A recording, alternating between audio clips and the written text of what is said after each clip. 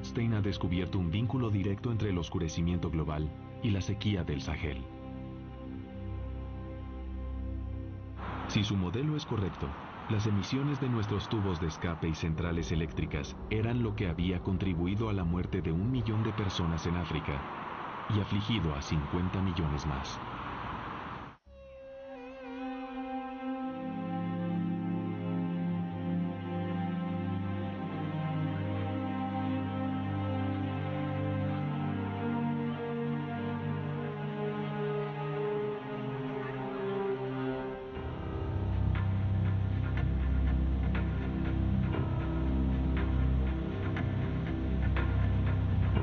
Por fortuna, no debe ser difícil contrarrestar la contaminación del aire. No significaría renunciar totalmente al petróleo y al carbón. Solo habría que quemarlos más limpiamente. Y en Europa ya se empezó a hacer. Depuradores en centrales eléctricas, convertidores catalíticos en automóviles y combustibles de bajo azufre. Aunque no reducen los gases de invernadero, ya han empezado a reducir la contaminación visible del aire.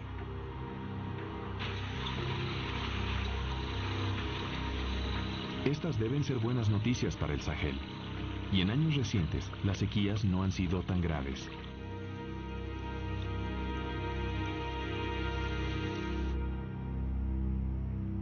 Pero existe una trampa. Porque aunque el oscurecimiento global es una amenaza importante para la humanidad, ahora parece que nos ha estado protegiendo de una amenaza mayor. Quiere decir que mientras reducimos el oscurecimiento, podríamos estar enfrentándonos a algo aún peor.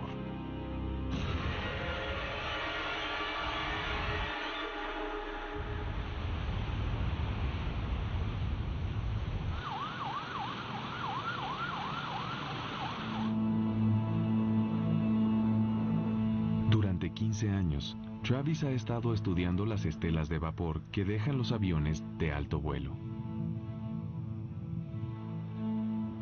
Aunque cada estela parece pequeña, cuando todas se extienden, pueden cubrir el cielo. Aquí hay unos ejemplos de lo que llamamos brotes de estelas, cúmulos grandes de estelas, y aquí hay uno particularmente bueno en el sur de California. Esta es la costa occidental de los Estados Unidos y pueden ver que este conjunto de estelas cubre el 50%, si no es que el 75% más del cielo de esta zona. No se necesita ser un experto para darse cuenta con esta imagen satelital de que esta cobertura de estelas debe tener un efecto en la temperatura de la superficie. Pero el problema que Travis enfrentó fue establecer exactamente cuán grande era el efecto que tenían las estelas de vapor. La única forma de hacerlo era encontrar un periodo en el que, aunque las condiciones eran adecuadas para la formación de estelas, no hubiera vuelos. Y por supuesto, nunca lo encontró. Hasta el 11 de septiembre de 2001. Durante 3 días después del 11 de septiembre, prácticamente todos los aviones comerciales en los Estados Unidos permanecieron en tierra. Era una oportunidad que Travis no podía perderse.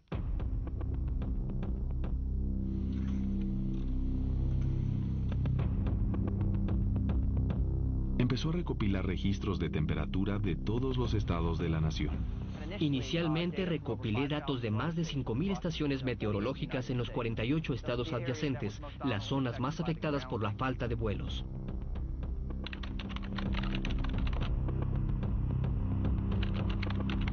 Travis no solo estaba estudiando la temperatura, esta varía diariamente de todos modos.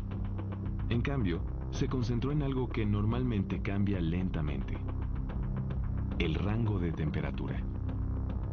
La diferencia entre la temperatura más alta del día y la más baja de la noche. ¿Había cambiado durante los 3 días sin vuelos?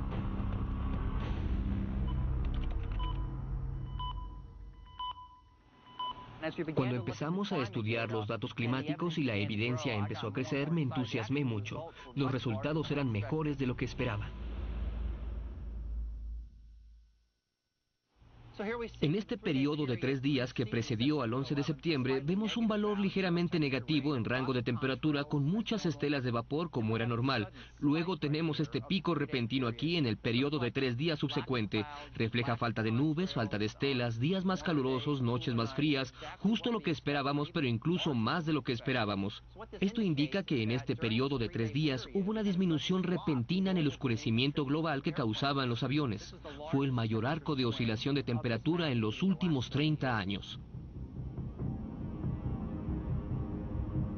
Si tanto podía pasar en tan poco tiempo, eliminando solo una forma de contaminación, entonces se sugiere que el efecto total de oscurecimiento global en temperaturas mundiales podría ser enorme.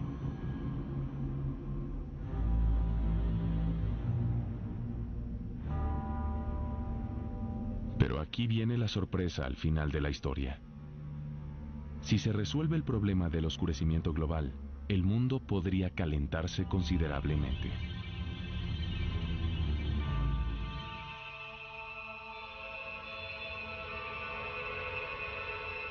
Y esto no es solo teoría.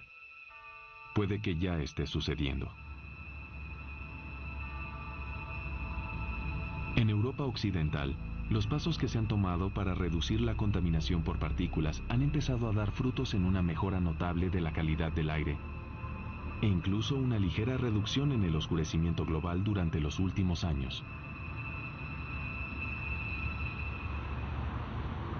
Pero al mismo tiempo, después de décadas en las que se mantuvieron fijas, las temperaturas europeas se han estado elevando rápidamente, culminando en el catastrófico verano de 2003. Los incendios forestales devastaron Portugal.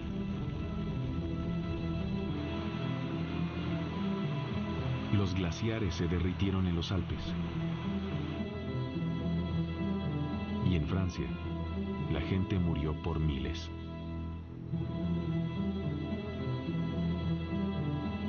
¿Podría ser este el castigo de reducir el oscurecimiento global sin atacar la causa fundamental del calentamiento global? Pensábamos que vivíamos un calentamiento global, pero no es correcto. Vivimos un calentamiento global más un oscurecimiento global. Y ahora estamos eliminando el oscurecimiento global y nos quedamos con el calentamiento global, que será mucho peor de lo que pensamos.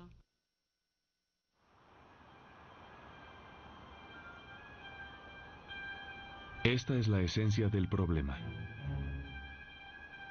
Mientras que el efecto de invernadero ha estado calentando al planeta, ahora parece que el oscurecimiento global lo ha estado enfriando.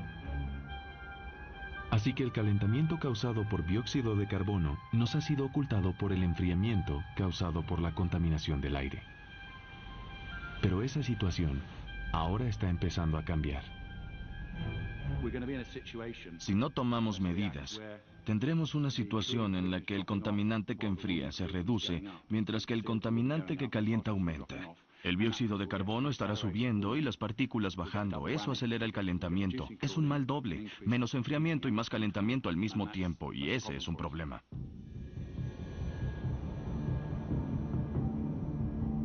Y eso no es todo. A los climatólogos como Peter Cox les preocupa que el oscurecimiento global les ha llevado a subestimar el verdadero poder del calentamiento global. Temen que la Tierra podría ser mucho más vulnerable a los gases de invernadero de lo que habían pensado. Hay dos efectos que compiten: el efecto de invernadero, que tiende a calentar el clima, y este otro efecto que es mucho más fuerte, el efecto de enfriamiento que viene de las partículas en la atmósfera. Compiten una con otra y sabemos que el clima se ha movido a un estado más caliente por alrededor de 0.6 grados en los últimos 100 años.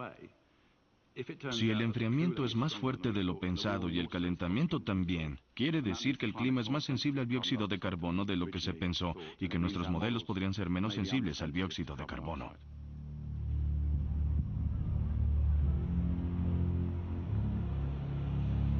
Los modelos que todos han estado usando para pronosticar el cambio climático predicen un calentamiento máximo de 5 grados para finales de siglo.